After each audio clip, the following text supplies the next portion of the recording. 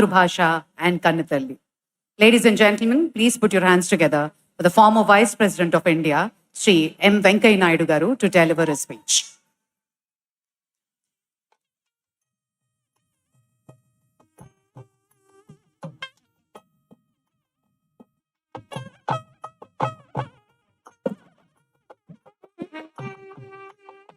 గౌరవ భారత ఉపరాష్ట్రపతి శ్రీ సిపి రాధాకృష్ణ గారు, గవర్నర్ శ్రీ అబ్దుల్ నజీర్ గారు, ముఖ్యమంత్రి శ్రీ చంద్రబాబు నాయుడు గారు, మన ప్రముఖ క్రీడాకారుడు శ్రీ సచిన్ టెండూల్కర్ గారు, రాష్ట్ర కేంద్ర మంత్రులు, గవర్నర్లు, ఈ విశ్వవిద్యాలయ శతాబ్ది ఉత్సవాల్లో పాల్గొనడానికి వచ్చిన పూర్వ విద్యార్థులు, ప్రస్తుతం చదువుతున్న విద్యార్థులు అందరికీ కూడా నా హృదయపూర్వక శుభాకాంక్షలు. ముందుగా ఈ విశ్వవిద్యాలయ పూర్వ విద్యార్థిగా నాకు పాఠాలు నేర్పించి నాకు మార్గదర్శనం చేసిన మా గురువులందరికీ ఈ సందర్భంగా నివాళులు అర్పిస్తూ ఉన్నాను. వాళ్ళందరి యొక్క మార్గదర్శనం కారణంగానే నేను మామూలు స్థాయి నుంచి ఉన్నత స్థాయికి వెళ్లేందుకు ఈ విశ్వవిద్యాలయం కావలసిన ప్రాథమిక పునాదిని నాకు ఏర్పాటు చేసిన ఈ పని సందర్భంగా మీ అందరికీ మనవి చేస్తున్నాను. ఈరోజు నా మనసు చాలా భావోద్వేగంతో నిండిపోతుంది. తెలుగు జాతి గర్వకారణమైన మన ఆంధ్రప్రదేశ్ సార్ సిఆర్ రెడ్డి గారి యొక్క దార్శనికత్వం, ఆ తర్వాత సర్వేపల్లి రాధాకృష్ణ గారి మార్గదర్శనంలో, అలాగే ఆ రోజు శ్రీకృష్ణ గారి మార్గదర్శనంలో ఈ విశ్వవిద్యాలయం చాలా ముందుకు వెళ్ళింది. నేను ఈ విశ్వవిద్యాలయ దినోత్సవం సందర్భంగా ఇందాక పెద్దలు చెప్పినట్టుగా ఈ విశ్వవిద్యాలయానికి మొదట్లో భూరి విరాళం ఇచ్చి కావలసిన భూమిని ఇచ్చినట్టు మన జైపూర్ మహారాజా విక్రమ్ దేవ్ వర్మ గారిని, ఆ తర్వాత పూర్తి సహకారం అందించినట్టు విజయనగరం మహారాజుల గారిని, ఆ తర్వాత బొబ్బిలి రాజుల వారిని, తర్వాత మన పిఠాపురం, అలాగే నూజివేడు ఈ సంస్థానాల్లో ఉండి మన విశ్వవిద్యాలయం యొక్క ఎదుగుదలకు సహకరించిన వాళ్ళందరికీ కూడా ఈ సందర్భంగా నేను హృదయపూర్వకంగా వారందరినీ అభినందనలు తెలియజేస్తున్నాను. ఈ నేపథ్యంలో నేను పెద్దగా మాట్లాడను, ఎందుకంటే ఇంకా మాట్లాడవలసిన ఉపరాష్ట్రపతి గారు ఉన్నారు, ఇంతకుముందు మాట్లాడినట్టు మిత్రులు అందరూ ఉన్నారు. నేను చెప్పేది ఒకటే, కేవలం డిగ్రీలు తీసుకోవడమే కాదు, మారుతున్న కాలానికి అనుగుణంగా విద్యార్థులు నైపుణ్యాలను మెరుగుపరుచుకోవాలి. అంటే ఆ యొక్క ఎగ్జాంపులరీ ఎంప్లాయబిలిటీ సంపాదించాలి, స్కిల్ డెవలప్ చేసుకోవాలి, ముందుకు వెళ్ళాలి. ఈ విశ్వవిద్యాలయాల బోధన కేంద్రాలుగా మిగిలిపోకుండా పరిశోధన కేంద్రాలుగా మారాలనేది నా యొక్క కోరిక. కేవలం థీసిస్ పేపర్లకే పరిమితమైన కాకుండా క్షేత్రస్థాయిలో అవసరాలకు అనుగుణంగా పరిశోధనలు జరగాలి. గ్లోబల్ ఇన్నోవేషన్ ఇండెక్స్లో భారత్ 40వ స్థానానికి చేరడం శుభపరిణామమే. అయినా విద్యార్థుల్లో పేటెంట్లపై ఇంకా అవగాహన పెరగాలి.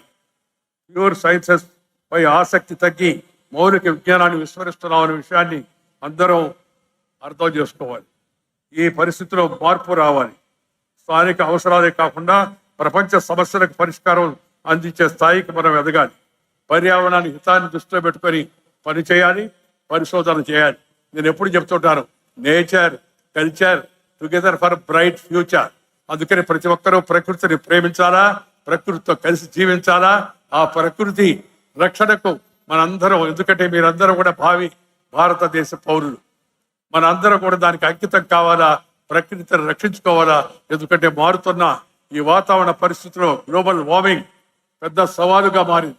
ఆ సవాళ్ళను ఎదుర్కోవడం కోసం యువతరం ప్రకృతితో మమేకమై ముందుకు సాగాలని, మరిన్ని పరిశోధనలు చేయాలని కోరుతున్నాను. మనకు సుదీర్ఘమైన తీర ప్రాంతం ఉంది.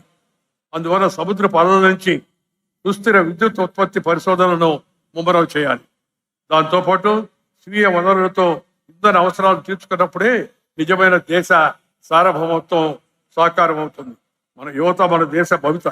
అందుకే ఈ సందర్భంగా యువతకు 4 సూచనలు చేస్తాను నేను. 1, క్రమశిక్షణతో కూడిన జీవన శైలిని అలవాటు చేసుకోండి. 2, ఆరోగ్యకరమైన జీవన శైలిని అలవాటు చేసుకోండి. మంచిగా అలవాట్లు, ఉదయాన్నే సూర్యోదయంతో లేయడం, సూర్యాస్తమయానికంతా పళ్ళు ముగించుకునే పరిస్థితిని మనందరం అలవాటు చేసుకోవాల్సిన అవసరం ఎంతో కూడా ఉంది. దాంతోపాటు రెండవది ఆరోగ్యకరమైన జీవన శైలి. ఇవాళ ప్రపంచవ్యాప్తంగా అనేక రకాల నాన్ కమ్యూనికబుల్ డిసీజెస్ పెరిగిపోతూ ఉన్నాయి, పెద్ద సవాలుగా తయారవుతున్నాయి. క్యాన్సర్, డయాబెటిక్, ఇంకా అనేక రకాల వ్యాధులు అనేక చిన్న వయసులో కూడా వస్తున్నాయి. వీటన్నిటినీ కారణం జీవన శైలి, లైఫ్ స్టైల్.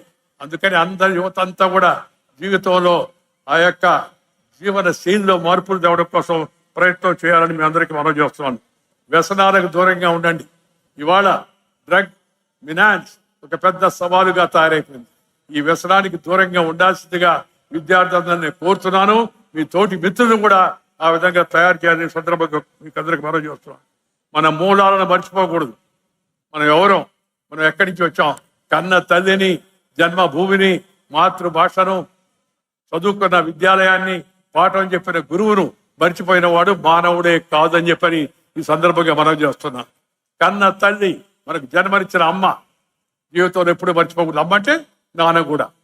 రెండు, జన్మభూమి, మనం ఏ ఊరి నుంచి వచ్చామో ఆ ఊరిని జీవితంలో గుర్తుపెట్టుకొని మనం ఏ స్థాయికి వెళ్ళినా ఆ ప్రాంతం యొక్క అభివృద్ధి కృషి చేయాల్సి ఉంది.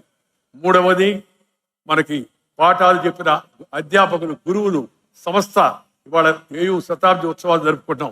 మన జీవితంలో మన యొక్క విశ్వవిద్యాలయం మనకి పాఠాలు చెప్పినట్టు మాస్టర్లను ఎప్పుడు కూడా మర్చిపోకూడదని చెప్పి అందరికి కూడా మనం చేస్తున్నాం. దీంతో పాటు మన మాతృ గర్భం నుంచి వచ్చిన మాతృభాషను మనం మర్చిపోకూడదు. తెలుగే మన వెలుగు. తెలుగు అంటే మన కంటి చూపు లాంటిది. కంటి చూపు బాగుంటే కళ్ళద్దాలు పనిచేస్తాయి.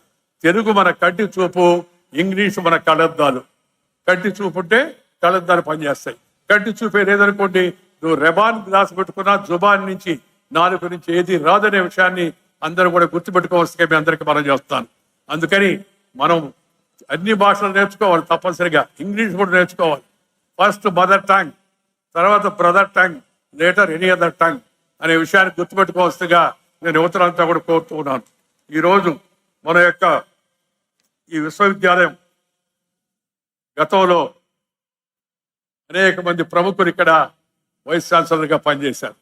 ఇందాక చెప్పారు, సర్వేపల్లి రాధాకృష్ణ గారు కావచ్చు, లేకపోతే విఎస్ కృష్ణ గారు కావచ్చు, లేకపోతే ఈ యొక్క కేంద్రంగా పనిచేసే యొక్క పెద్దలు, ప్రధానంగా శ్రీ కట్టమంచి రామలింగారెడ్డి గారు, సిఆర్ రెడ్డి అంటుంటాం. నాకు ఈ CR Reddy, PR college, VR college ఇలాంటివి ఇష్టం ఉండదు. పూర్తి పేరుతో పిలవాలి ఎవరినైనా కూడా. ఈ పొట్టి మాటలు ఇంగ్లీష్ వాళ్ళు పోతా మనకు అలవాటు చేసిపోయారు. దయచేసి పొట్టి మాటలు మాట్లాడద్దు. పూర్తి పేరుతో పిలవండి. నీ పేరు ఏందయ్యా అంటే కింజరపు రామ్మోహన్ నాయుడు అని చెప్పగలిగి ఉండాలి గర్వంగా. అంతేగాని కేఆర్ నాయుడు అన్నాం అనుకోండి, సందేశం వెళ్ళదు దాంట్లో. అందుకని దయచేసి పిల్లలారా, మీరందరూ కూడా ఈ రాష్ట్ర భవిష్యత్తు, దేశ భవిష్యత్తు, మాతృభాషను గౌరవించండి. పూర్తి పేరుతో ఉచ్చరించండి. మీ మూలాలను జనానికి తెలియజెప్పే విధంగా ఆ విధంగా వ్యవహరించవలసిగా మీ అందరికి మనవి చేస్తాను. రోడ్డు పేర్లు ఎంజీ రోడ్ అని పెడతారు. మహాత్మా గాంధీ రోడ్డు, మహాత్మా గాంధీ ఎంజీ అయిపోయాడు. Sardar Patel road SP road అని పెడతారు. ఎందుకు మనకి ఆ ఇంగ్లీష్ వాడు పోతా మనకి అలవాటు చేసిపోయారు. వాళ్ళు వెళ్ళిపోయారు, కానీ అలవాటు ఇంకా వదిలిపెట్టకుండా ఉంది. కాబట్టి దయచేసి అందరికి కూడా మన భాషలో మాట్లాడడం, మన భాషల్లో ఇతర భాషల్లో కూడా ప్రావీణ్యం సంపాదించడం, తద్వారా ముందుకు వెళ్ళే ప్రయత్నం అందరూ చేయాలని చెప్పని సందర్భంగా నేను మనవి చేస్తున్నాను. నేను ఇందాక ఇంకొక మాట అన్నాను, మంచి జీవన శైలి అని. మంచి జీవన శైలి అంటే మంచి అలవాట్లు. రెండవది పౌష్టికమైన భోజనం. భోజనం విషయేంద్ర వెంకయ్యనాయుడు గారు ఇంత పెద్ద నాయకుడు వచ్చి మనకి భోజనాన్ని గురించి చెప్తున్నాడని. దయచేసి ఈ పాశ్చాత్య వ్యామోహానికి లోను కాకండి. ఈ పిజ్జాలు, బర్గర్లు ఇవన్నీ మన ఒంటికి పడవు. మన ఆదికాలం నుంచి, వేదకాలం నుంచి, పుణ్యకాలం నుంచి, పురాణకాలం నుంచి మన పూర్వీకులు అనుభవించి, రంగరించి, మేళవించి మనకు అందించిన వారసత్వం అవుతుందో ఆ వారసత్వాన్ని, ఆ భాషను, ఆ యొక్క వంటకాలను, ఆ జీవన శైలిని మనం ఎప్పుడు అదే విధంగా కొనసాగించాలి. నేను ఉపరాష్ట్రపతి అయినప్పుడు కొందరు అడిగాను, sir now that you have become vice president, what about dress అని. నేను చెప్పాను, no change of dress, only there be change of address అని చెప్పాను. అంటే డ్రెస్ మార్చదు. ప్రపంచ వేదికలు ఎక్కడికి వెళ్ళినా 65 దేశాలు తిరిగాను నేను. సరిగా ఉంటే తప్పితే ఇదే తెల్ల పంచ, తెల్ల చొక్కా వేసుకో. ప్రపంచం నీ చొక్కాని బట్టి కాదు, నీ వేషాన్ని బట్టి కాదు, నీలో ఉండే శక్తి, నీ యొక్క క్యారెక్టర్, క్యాలిబర్, కెపాసిటీ, కాండక్ట్ని బట్టి నేను సమాజం గౌరవిస్తుంది. అందుకని మంచి క్యారెక్టర్, క్యాలిబర్, కెపాసిటీ, శక్తిని సంపాదించవలసిందిగా మిమ్మల్ని అందరూ కూడా నేను కోరుతూ, ఈ దేశంలో మనందరం పౌరులు, వేరు వేరు భాషలు ఉన్నాయి, వేరు వేరు ప్రాంతాలు ఉన్నాయి, వేరు వేరు కులాలు ఉన్నాయి. अलग भाषा अलग वेश, फिर भी अपना एक देश. विविधता में एकता भारत का विशेषता. Irrespective of caste, creed, sex, religion and region, we are Indians, we are Bharatiyas. Be proud of Bharatiyata and follow Bharatiyata in your life అని పని ఈ సందర్భంగా మనం చేస్తూ, ఇంతకన్నా ఎక్కువగా మాట్లాడాల్సిన అవసరం లేదు. మీరందరూ క్రమశిక్షణతో ఉండండి, కష్టపడండి. ఆఖరి మాట, ఇష్టపడిన పనిని కష్టపడి చేస్తే నష్టపడేది లేదు. ఇష్టపడిన పనిని కష్టపడి చేస్తే నష్టపడేది లేదు. ఒక పల్లెటూరులో పుట్టాను నేను. మా అమ్మ నాన్న చదువుకోలే, మా కుటుంబంలో ఎవరు రాజకీయాల్లో లేరు. అక్కడి నుంచి వీధి బడికి వెళ్ళాను. చిన్నప్పటి నుంచి అటు నడుచుకుంటా వచ్చి దేశంలో 2వ అత్యున్నత రాజ్యాంగ పదవి ఉపరాష్ట్రపతి దాకా చేరానంటే దానికి కారణం క్రమశిక్షణ, కష్టపడి పనిచేయడం, అంకిత భావంతో మెలగడం, ఆలోచనలు పార్టీలు మార్చుకోకుండా ఉండడం ఉన్న దాంట్లోనే. దాని కారణంగా అక్కడి దాకా చేరాను. అందుకని కష్టపడండి, ఇష్టపడిన పనిని కష్టపడి చేయండి, నష్టపడేది లేదు. మీరు జీవితంలో ఉన్నత స్థాయికి ఎదుగుతారని చెప్పని ఈ సందర్భంగా మీ అందరికీ నేను మనం చేస్తున్నాను. అందరం ఎమ్మెల్యేలు కాకపోవచ్చు, ఎంపీలు కాకపోవచ్చు, మంత్రులు కాకపోవచ్చు, రాష్ట్రపతులు, ఉపరాష్ట్రపతులు కాకపోవచ్చు, కానీ సమాజంలో ఉన్నత స్థాయికి చేరాలంటే కష్టపడాలా.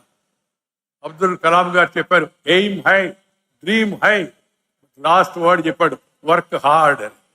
కష్టపడండి, ఇష్టపడిన పనిని కష్టపడి చేయండి, నష్టపడేది లేదు. ముందుకు నడవండి. ఈ యొక్క విశ్వవిద్యాలయ యొక్క పేరు ప్రఖ్యాతులను నిలబెట్టవలసిందిగా మీ అందరికీ కూడా మనవి చేస్తూ మీ దగ్గర సెలవు తీసుకోవడం. నమస్కారం. జై Hind.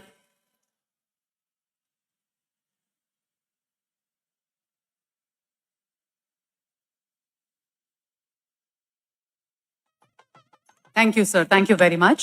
On that note, may I now request Honorable Governor of Andhra Pradesh, Shri Abdul Nazir ji, to deliver a speech.